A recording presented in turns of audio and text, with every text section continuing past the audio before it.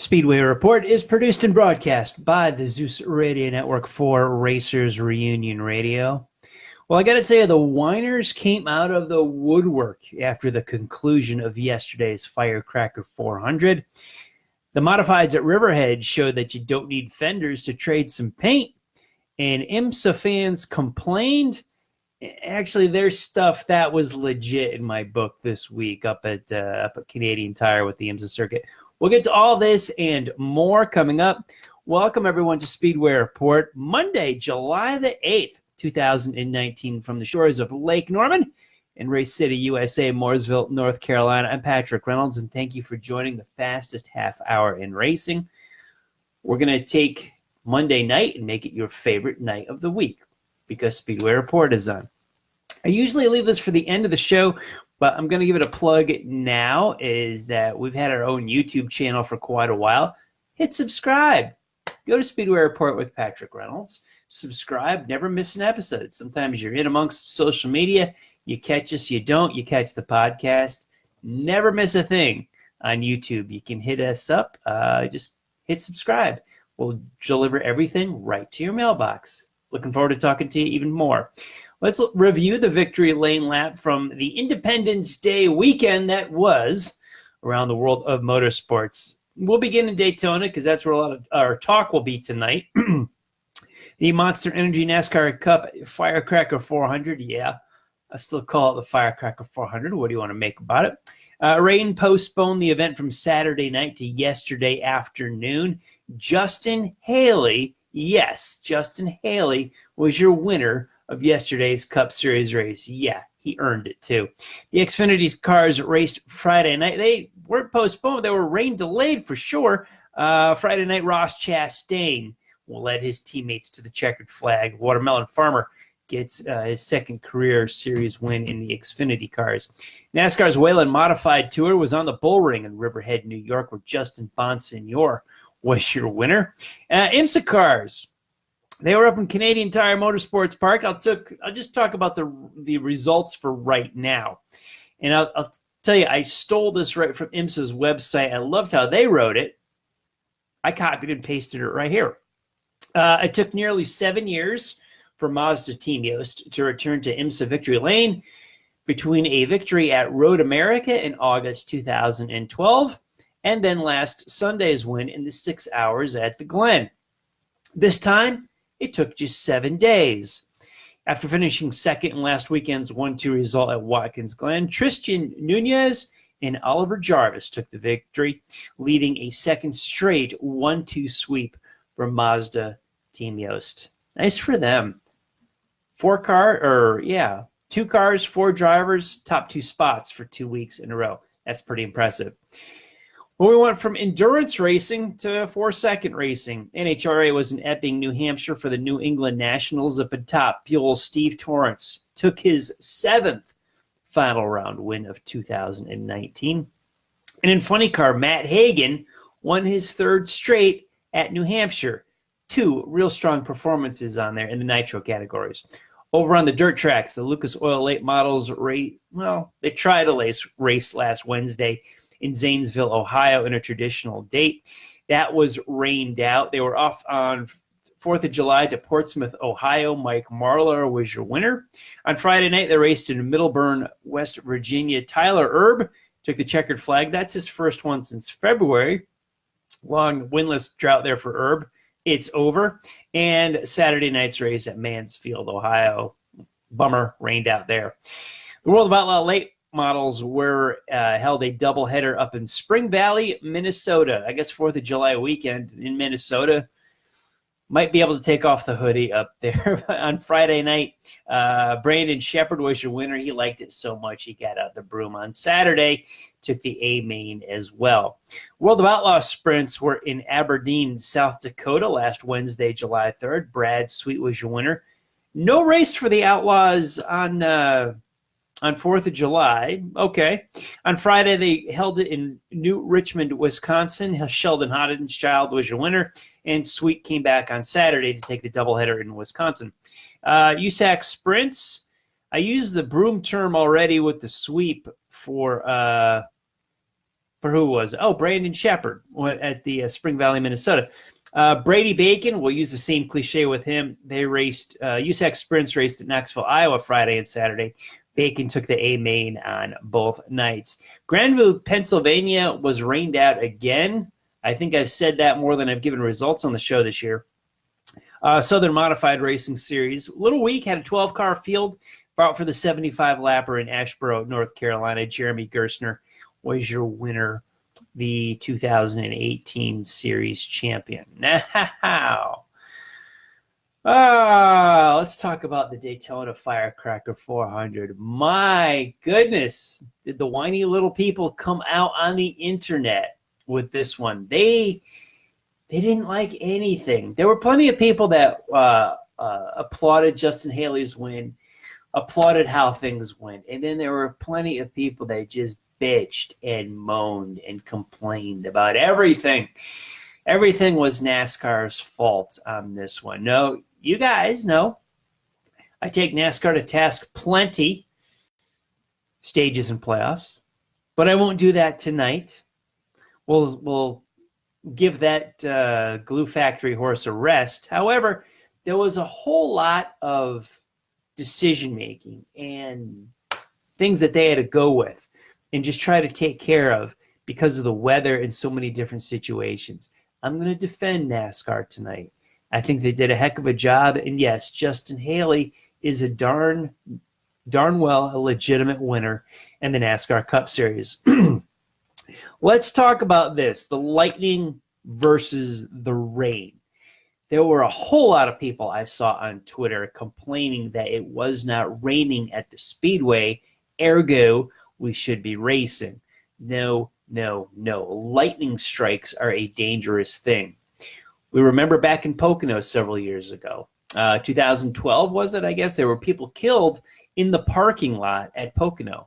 Bottom line was we left cars on the track at Pocono and did not throw the yellow and then bring them to pit road until it started raining. So we knew thunder, lightning, rain was off in the distance. We waited until it was all on top of us before we decided to throw a caution flag and get cars off the racetrack. When you are dealing with lightning, this is a very standard procedure for a whole lot of sports. The standard has been come up for 8 miles radius from the sporting event, and then a 30-minute clock. This is for the safety of the fans. You cannot sacrifice safety of the fans.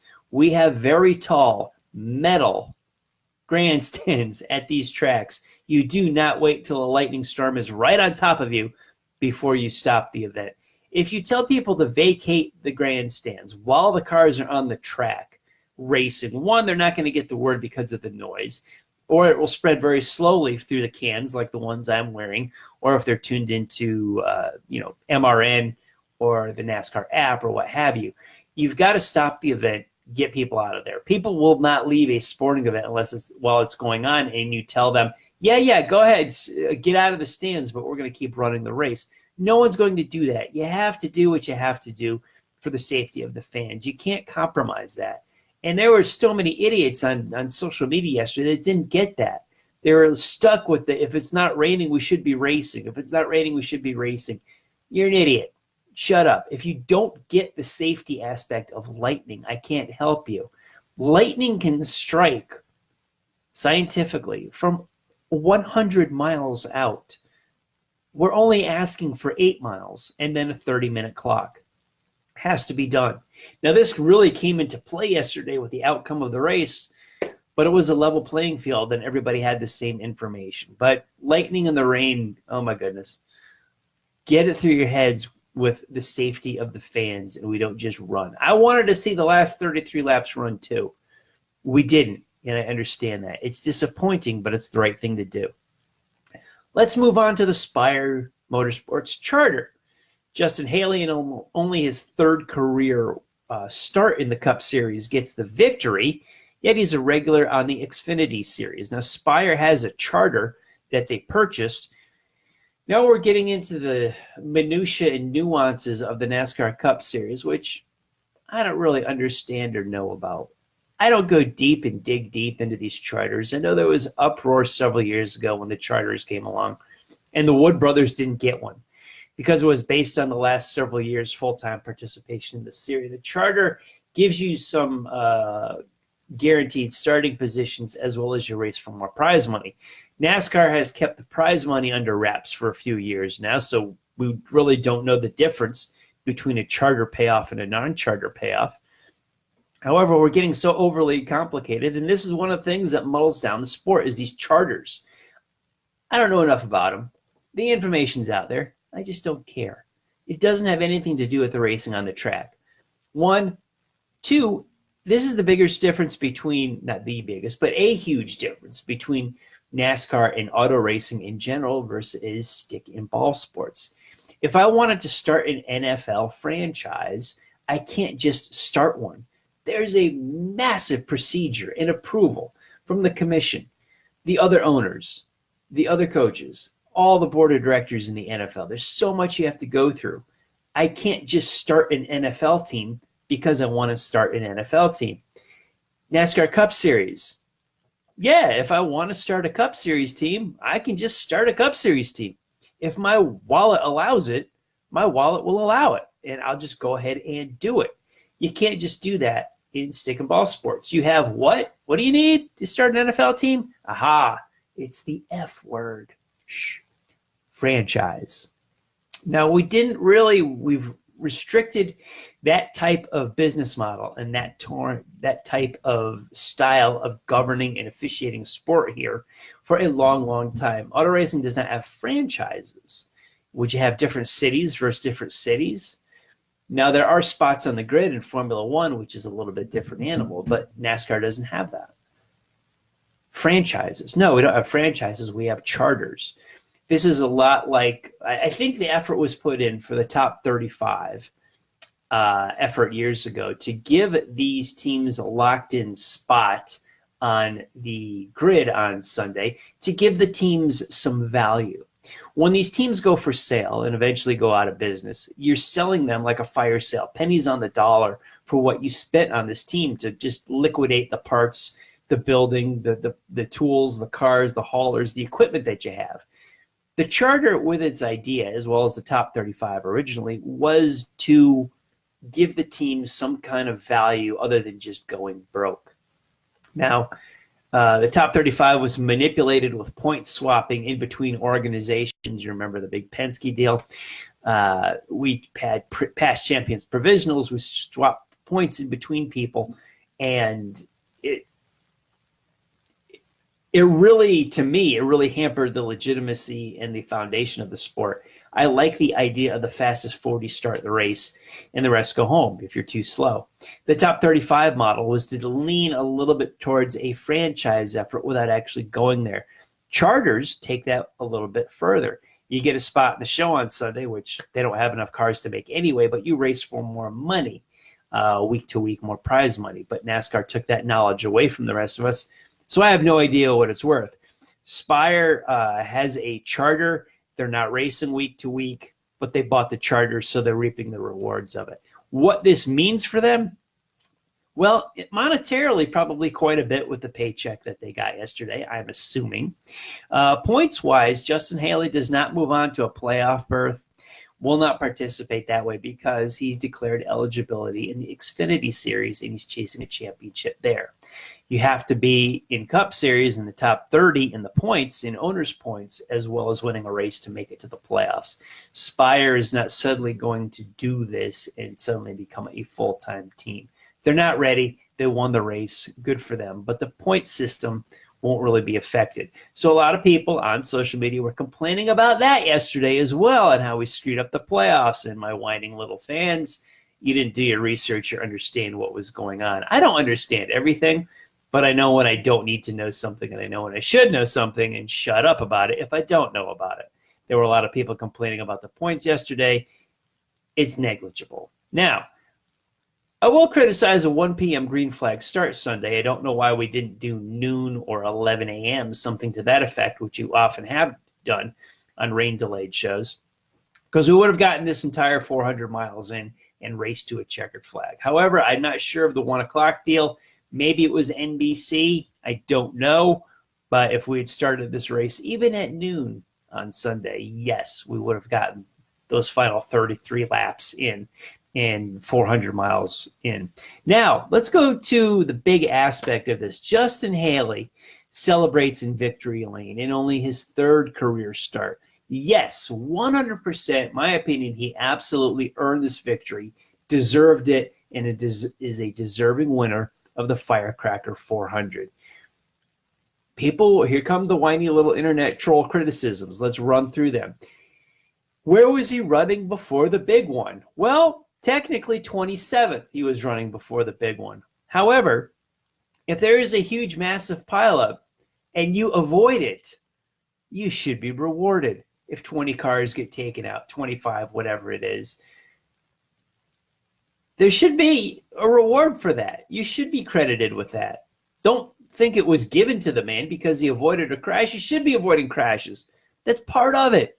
Good for Justin Haley. He avoided the big one. Now, that after the big one and on the restart, he was up to third place when the red flag from the crash went back to the caution flag, and we were looking to restart the race.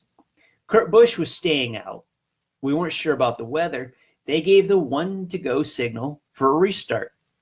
Kurt and whoever was running second, which I can't remember at this time, they pulled off to pit road because we were going back racing to green. Justin Haley was third. That moved him up to the lead. In turn 2, what we talked about before, there was another lightning strike within 8 miles of the Speedway. The cars come to pit road because of this factor, and the 30-minute clock begins. This is all information that every single team and crew chief on pit row had. Everybody knows the procedures, the rules, the outlook. They all played the same game, understood the same rules. This was strategy to stay out. We've seen a lot of things happen like this, where guys pit thinking it'll be restart and guys stay out. Is a gamble. It's a gamble either way. Kyle Busch several years ago was leading the World 600 on a Monday. He pitted during a rainstorm past halfway. The race never went back to green flag racing. David Rudiman won that day. It looked like a passing shower would go by and Busch would be in good shape when the track was dry again. Here's what you put yourself into. If you do not pit, you are gambling on winning the race right now. If you do pit, you are gambling that you are putting yourself in real good shape if this thing goes the distance. It's weather. Good luck with that, especially with lightning strikes and not necessarily rain. This was a gamble on everybody's part.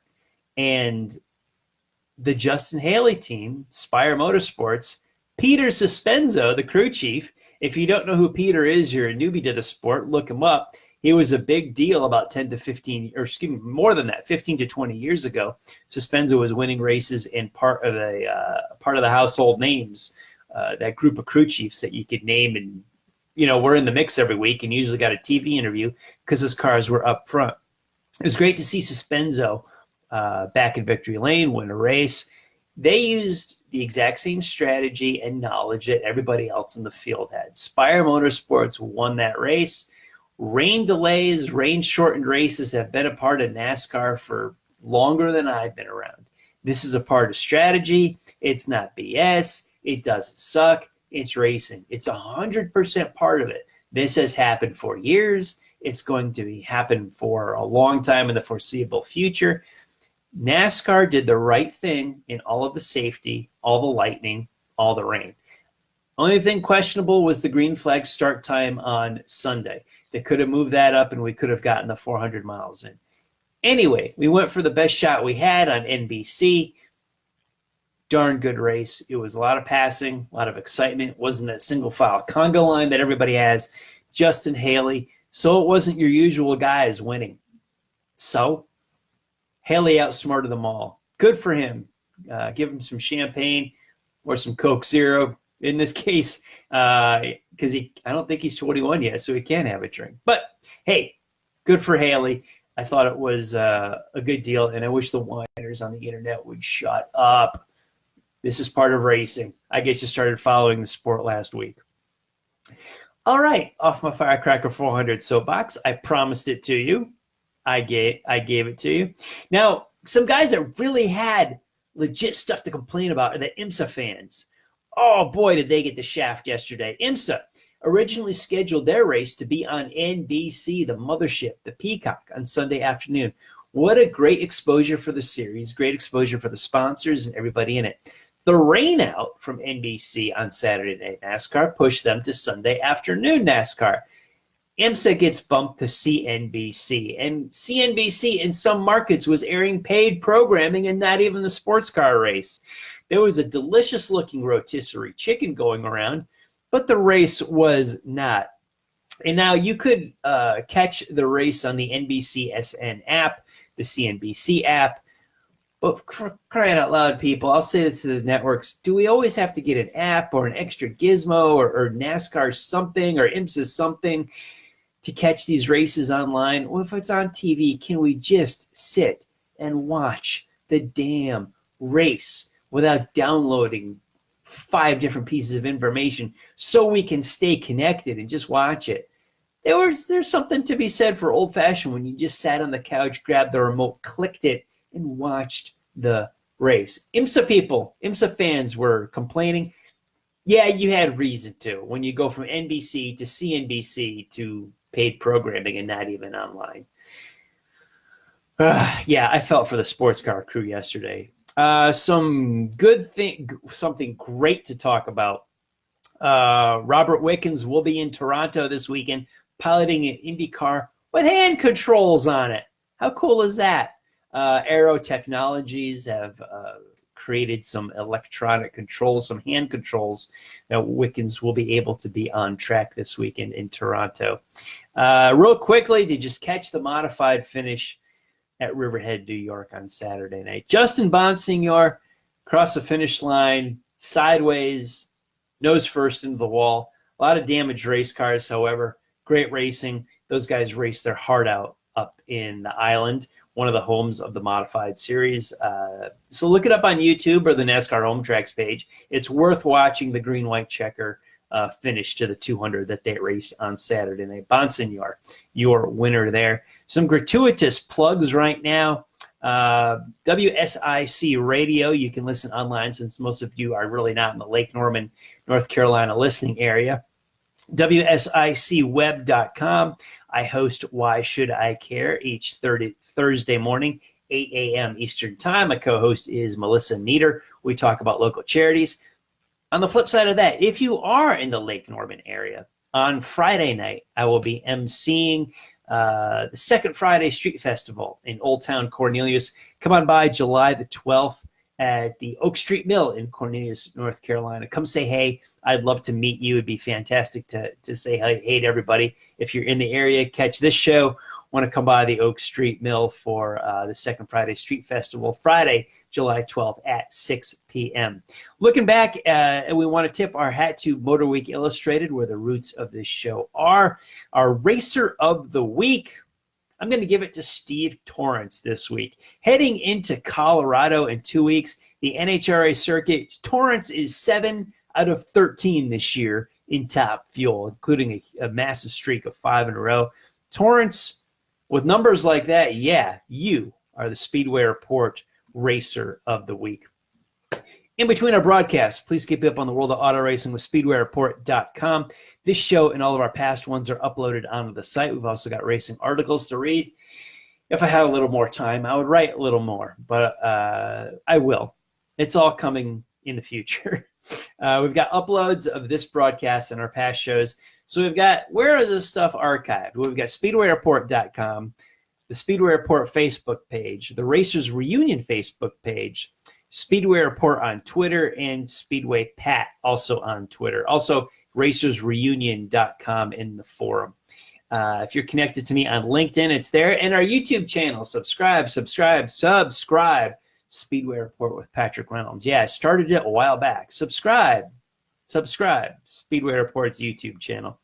Big thanks to everyone on the live feed for joining the show tonight. Get out to a track near you. Your grassroots ovals, drag strips, and road courses are waiting to see you this weekend. Go out and enjoy a race near you. I want to thank all of the military past and present for the freedoms we enjoy as Americans in our daily life, including the simple things like bench racing, right here on a Monday night. Freedom is not free, and a veteran paid that bill for us. To all of the men and women who are defending freedom and watching Speedway Report, take care of yourselves and come home soon. A special salute to the teachers, school staff, firefighters, police officers, and paramedics in our own communities. They are quiet and modest heroes every single day. God bless and thank you. You have been watching Speedway Report from the shores of Lake Norman in Race City, USA, Mooresville, North Carolina. Please like our Facebook page, Speedway Report with Patrick Reynolds, and follow me on Twitter at SpeedwayPat.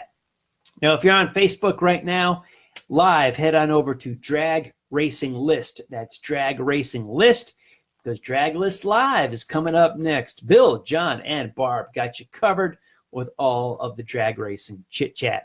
We'll be back live here on Facebook in 1 week, Monday, July the 15th, with a look at IndyCar in Toronto. Can't wait to see Robert Wickens on the track. NASCAR Cup in Kentucky, F1 in Silverstone, and gosh, a bunch of short track racing. Thanks for tuning in tonight. I will see you all next week.